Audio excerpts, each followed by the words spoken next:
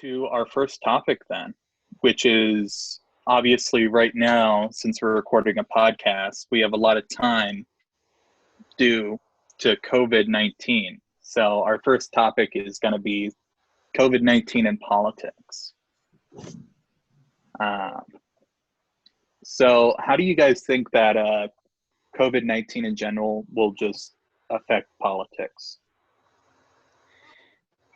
So it's hard to say, because COVID-19, obviously, to all the countries that are currently shut down right now, they didn't like it isn't necessarily their government's fault that COVID-19 is a thing. So at that level, we really shouldn't hold politicians to the standard of COVID-19,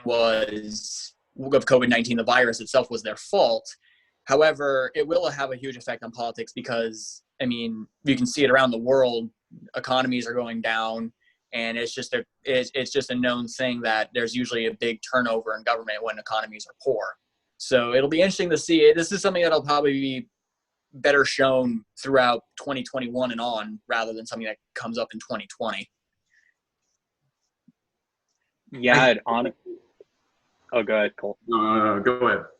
Oh, honestly, it just depends on how the next couple months in the fall goes. If places start opening up and they're doing really good economically and with the pandemic stuff, then I could see it going very good for the Trump administration. But if things go crazy, then Sloppy Joe's going to end up eating crayons in the Oval Office. I hope not. Please, God, no.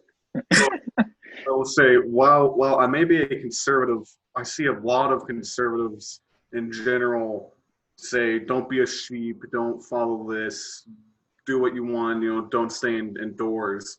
And that frankly kind of pisses me off. Like, this is an actual threat to society, and by the conservatives just pushing it aside like that, it really kind of puts a damper on what we stand for, which is the safety of people in general from government and other factors. And personally, I think with politics, it'll kind of divide us even further, I think, because when things start opening up, there'll be people on both sides who don't want it to open up for different reasons, or they wanted to open up for the same different reasons. It'll just divide us further. Yeah, obviously, because obviously, I mean, our president has been calling for a reopening of the country. And slowly but surely, you've seen several states begin to do some reopening procedures. But really, I mean, I know just in Nebraska, the peak was supposed to be in mid-April, and then it got moved to late April, and then it was supposed to be early May. And then it got moved to mid-May, and now it's projected the peak's supposed to be in early June. So I think overall, just as we get more and more testing out there, we realize more and more that this thing is more widespread than we really thought. So I think the politicians that preach safety more than anything will be the ones that really do come out on top, especially if this saves lives. However, I do understand from the Trump administration's point of view that if this economy keeps coming down, if more and more people keep losing jobs, and businesses have to close and all that stuff, that's not going to look good for them in November. So it obviously it's obviously a tricky situation, because because in their minds they think that they're the best ones to carry on their administration in 2021 and beyond. So obviously you don't want to keep the country closed and cost yourself an election. But in times like this, maybe that's what needs to be done for the safety of the people, even if it does happen to cost you an election. I wouldn't say that Trump's trying to open stuff just for the purpose of his election. With coronavirus, I feel like there's two different sides. There's the actual virus that it does kill people. It will damage society that way. But then there's the economic factor. And I'm no economist, but I recognize that with what's happening in the recession that we're getting into, that could damage even more lives than this COVID thing could possibly do just by the virus. So I think what they're trying to do, and I may not agree with everything, but I do agree that we need to maybe kind of slowly start with some restrictions, reopen some things, trying to get our economy back up a little bit. But I think what they need to, people need to recognize that there's more than one thing that's impacting society. It's not just the virus. Yeah, the disappointing part about this is that it's become very political. Absolutely. That I feel like that's something literally everyone agrees on. And it's really the 10% of the far sides that are leading the conversation.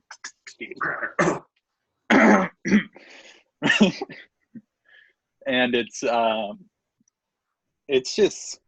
kind of depressing that we can't even agree on a pandemic. But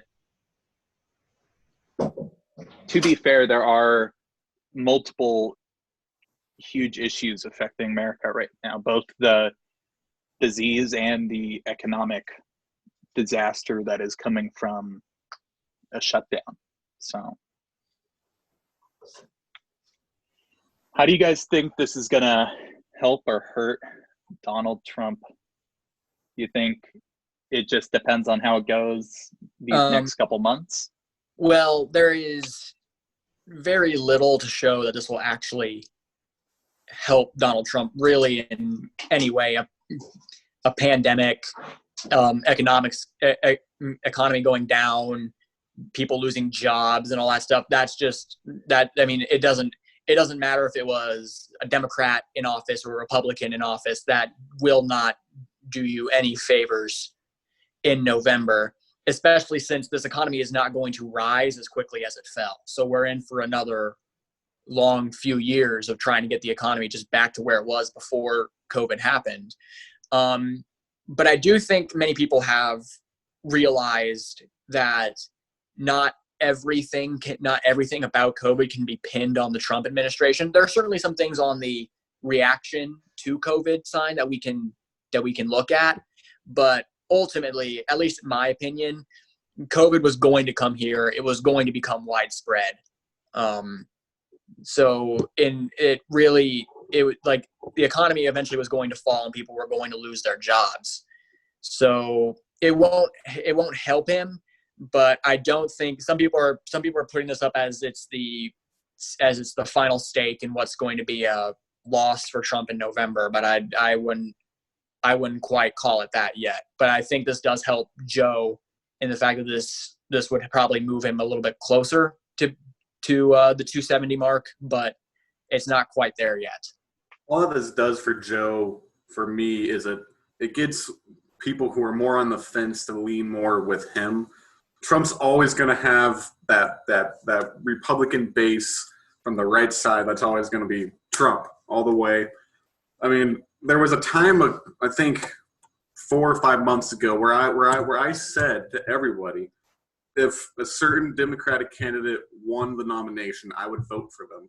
But now that I actually looked as to what Joe Biden thinks about his policies, I'm voting Trump no matter what. It doesn't matter what he does. He agrees more with his policies than the other guy.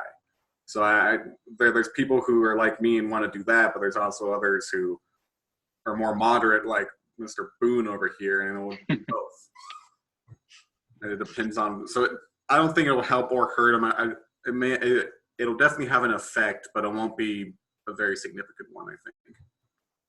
I think the biggest factor with Joe Biden that is helping him a lot is that he is constantly inside now. He doesn't have to be out in the public eye to have more goofs and gaffes. So right now, because all he does is teleconferences, he's looking like a semi-viable candidate. Well, also he has a very strong. He actually does have a really good social media team that's putting out good ads and putting up good posts and all that stuff. And on that level, I mean, that's something you want to have anyway. I mean, you don't want to just have a terrible social media team, but in times like this where you don't get to speak to the base as much and you instead have to rely on social media and all that stuff, is really helping him out.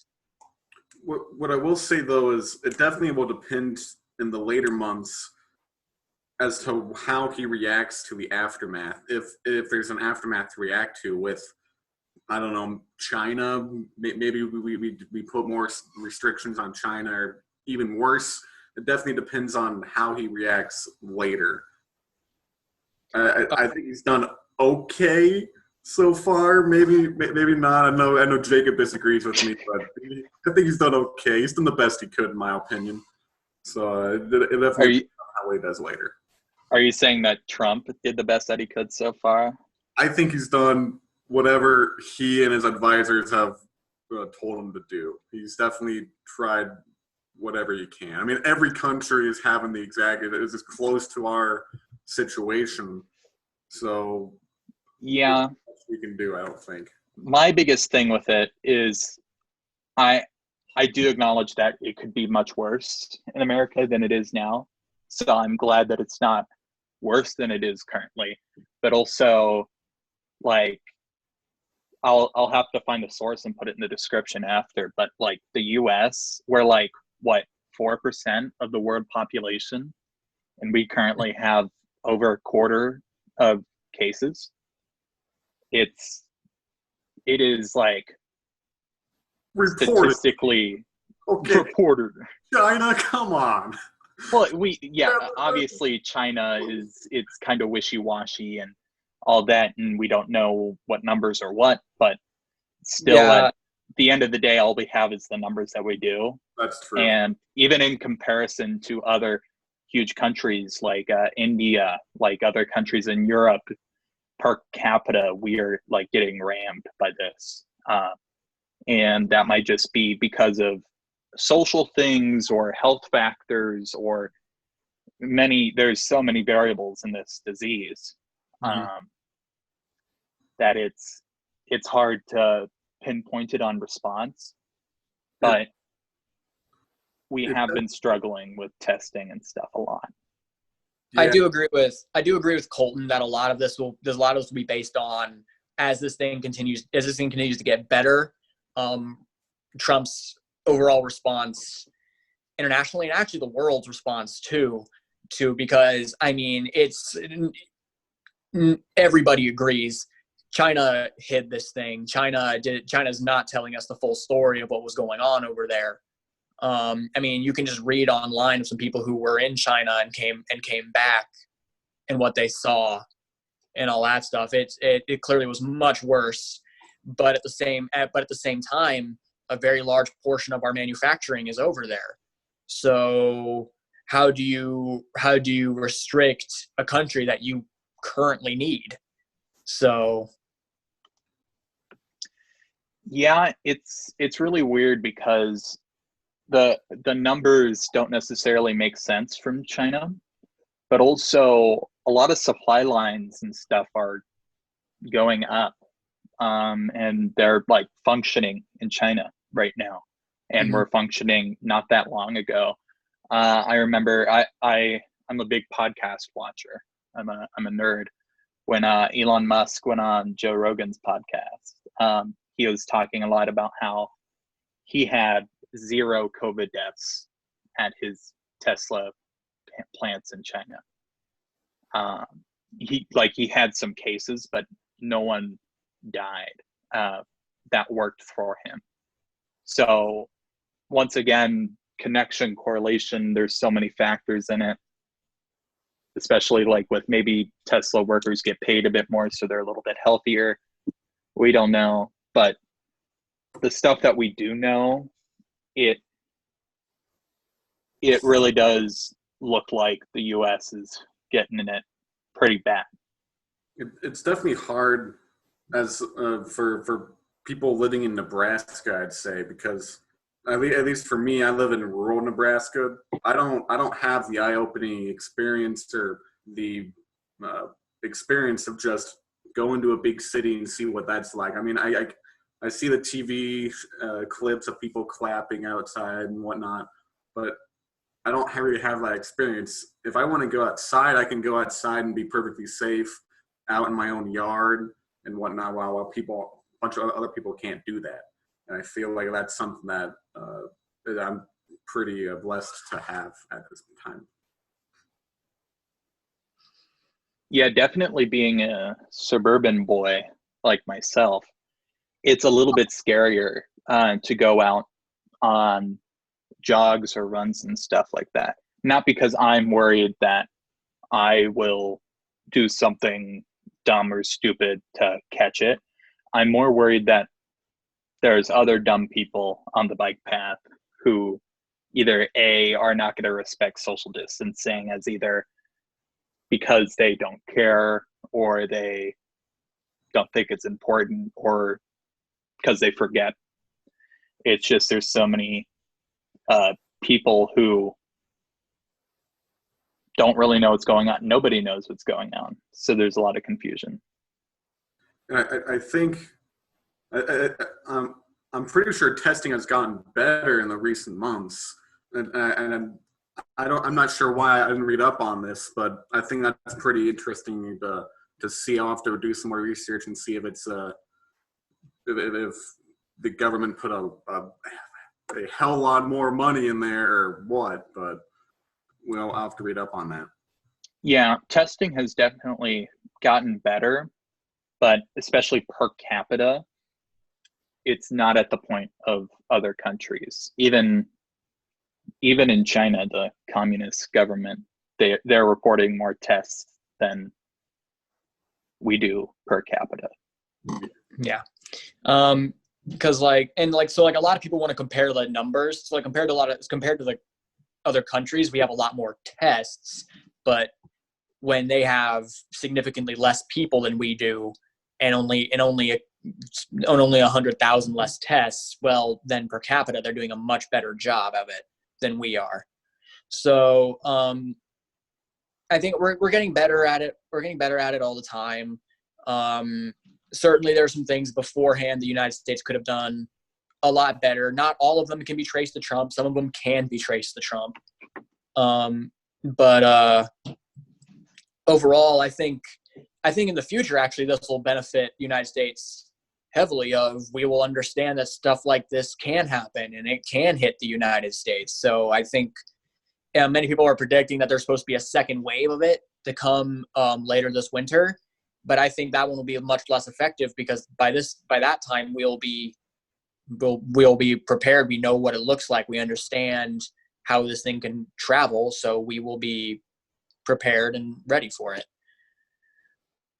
I've heard a lot of different descriptions of how it travels. I've heard people say it's airborne, where it'll just kind of float around. And then I read with our county health department saying that it goes out in the air and then immediately falls. Hence why there's the 6 feet apart rule and whatnot. So I think they're still trying to figure out exactly what happens. But that was a month ago or so. So maybe they figured it out. I'm not sure.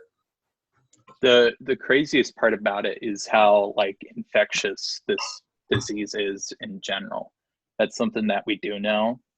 Just with you look at the stories about meat packing plants here in Nebraska, or that one story about the choir who one person went in with COVID-19. They're all in their tight quarters singing, blasting spit all over the air and whatever, and over half of them tested positive in the next 2 weeks. It's crazy how infectious it is. Yeah, it's also crazy. It's also crazy how a large portion of people will have COVID and never realize it because they're completely asymptomatic. Yeah. But however, they pass it on to a family member, and that family member ends up on a ventilator because they can't breathe. So it's just crazy how, and it's something they're going to have to look into as well. Why, with some people, this virus does literally nothing, and why some people it ends their life. So it's shocking because it's not by like, sure, statistically the younger you are, the better you'll do, but it's case by case. I've heard stories of several people down in Adams County, that people don't know where that is, but down south of where I live, it's a lot of people, like retirement home age people, are getting out of the hospitals after having this and everything. And there's people our age who will die from it and they don't have any health problems. It's really interesting to me to see how that happens. And then what they need to react to that. There's so many variables with it. Like, there's one big statistic, and once again, afterwards, I'll make sure to put the source for this in the description.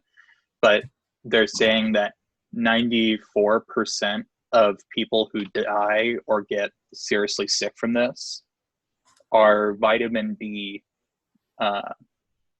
They like need more vitamin D. They don't have enough vitamin D in their diet. With the blood work and stuff. Sunny D. And like vitamin D is like directly related to your immune system health. So a lot of it is personal factors, either pre-existing conditions or just in general your immune health, how you manage stress, how you manage life in general, how often you wash your hands. It's a lot of it's based on the choices that you make.